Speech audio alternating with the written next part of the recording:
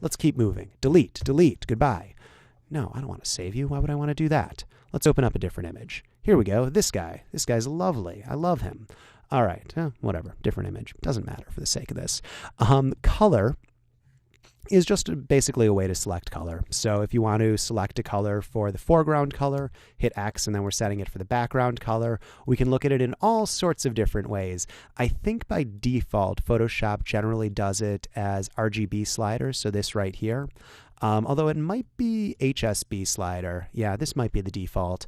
I honestly forget, but you can choose color in all sorts of different ways. Do you want it to be a cyan, magenta, yellow? Okay, you get it. That's color. That's all you need to know right there.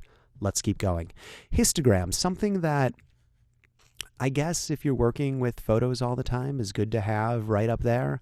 I don't put it right up there, but you do what you want. It just shows you the histogram of the image. The histogram is just the breakdown of how much of the red, green, and blue are combining together in the dark areas and in the light areas. So you can see there aren't a lot of things in the light areas, but if I were to, for instance, check out this histogram, and you'll notice that it matches this right here. If I were to, for instance, sample this right here, all of a sudden it stretches all the way to the light areas too. So that's the histogram right there. Kind of shows you the spectrum of colors inside of Photoshop. History we have covered quite a bit at this point. It's just the ability to do multiple undos. One thing that I actually haven't shown you that's kind of cool about the history window is you can save different history states. So let's say that you make well, now you've seen my wonderful Wall-E background.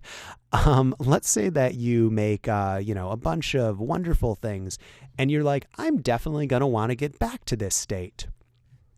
You can save something called a history state. So that's this create a new snapshot. And right up here, it creates a new snapshot. And now when you keep doing motions, let's say that you only have 50 things or 20, whatever, in your history states, regardless of how many things you do right here, you can go back to this snapshot and you can go back to when you first opened up the document, which is kind of cool. So I know I'm going through all of these really quickly. I just kind of want to give you a taste. So if you want to Google it more, like you can be like, oh, what's this history snapshot thing? That sounds like the bee's knees. And you can create a whole new document from this version of it. So now we have two documents. One's this, and then one we can keep going from right here. So there's actually, the history window is a little bit more expansive than what I've shown. History options, boring. There's all sorts of things, but we've got a lot to go through in this session. Info bar. So the info bar, basically, if you go over things, it will show you what the RGB color is, the CMYK color, where's the X position, the Y position. Oh, you don't want it in inches? Right click. Now it's in pixels. Check that out. If you're doing a selection, it will show you the width and height of it.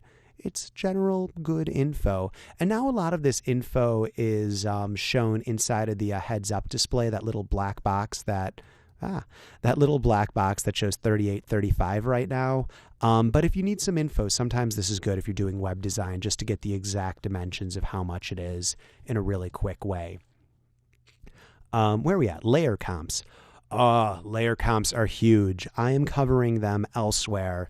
And they really get interesting when you combine them with place linked, because then you can do like different modes for things. It gets into this fun advanced thing.